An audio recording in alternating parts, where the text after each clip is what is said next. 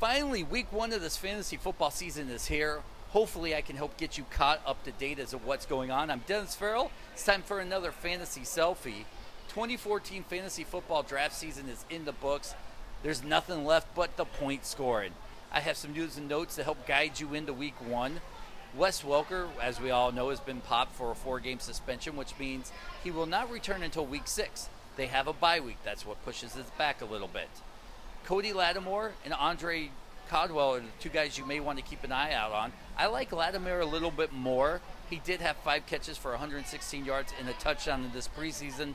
Caldwell replaced Welker last season at the end and produced pretty well for 3 catches for 65 yards. Now, I might go out and pick up Lattimore, but I will not start him until I can see what kind of impact he will have on this team. MJD, Maurice Jones-Drew, is still listed as a starting running back for the Raiders organization despite some discrepancies in website depth chart rankings. I play him as a flex with a lot of confidence. Also, Chris Polk, who's been all but forgotten as a handcuff in Philadelphia. He's one of these guys that was injured all through preseason, but I think that if he's available in your league, you should go pick him up. He is relieving McCoy, and I think he'll be very well rosterable. Also, another quick news and notes here. The he said, she said saga still is going on in New England with Rob Gronkowski and Belichick. Gronkowski says he's ready to go. Belichick says not so fast. I'll say this, no matter what, he will be limited in the snaps he plays. So don't be so quick to play him. If you have another tight end, you may want to throw him in. If not, I wouldn't expect nothing spectacular out of him. He may sneak in for a touchdown, but 50 yards at best. But he will not play every snap. Denard Robinson is now the second-string running back in Jacksonville. I like him a lot. He looked great. Don't forget, Toby Gerhart has had hamstring injuries in the past, which means he could be a little bit viable. Now, I'm not going to pick him up unless I'm in a deep PPR league, but it's definitely a guy you should keep an eye on. Now, matchups. As I said, you probably should play every single high draft pick you get, no matter what the draft matchup is.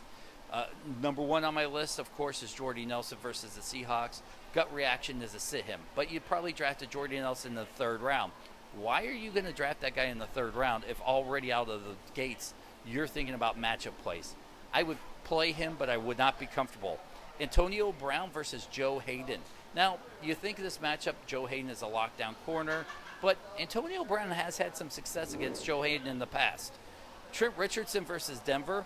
Trent Richardson's only averaging 2.6 yards a carry, and I've seen him been inserted in a lot of teams' lineups as a flex position player. Hopefully you have better because I am not starting him one bit. Ryan Matthews versus the Arizona defense. Now you think Ryan Matthews injured. Arizona defense is just amazing, only holding teams at 3.15 yards per carry last season. But to give you an idea that this is a team that has lost Carlos Dansby to free agency, Darrell Washington to a suspension, and Darnell Dockett to an ACL injury for the season. It's not the same defense. I am playing Ryan Matthews with confidence. And in case you've been living under a rock, here is your week one lineups. Thursday night game is the Packers at Seattle, New Orleans, Atlanta, Minnesota, St. Louis, Cleveland, Pittsburgh, Jacksonville, Philadelphia, Oakland, Jets, Cincinnati, Baltimore, Buffalo, Chicago, Washington, Houston, Tennessee, Kansas City, New England, Miami, Carolina, Tampa Bay, San Francisco, Dallas. Your Sunday night game is Indianapolis versus Denver, and you have 2 Monday night games this week, everybody. Giants at Detroit, San Diego at Arizona. As always, you can follow me on Twitter at Dennis77Farrell. If you have any questions, you can shoot me an email, Dennis77Farrell@gmail.com. And as always, Hail Hydra.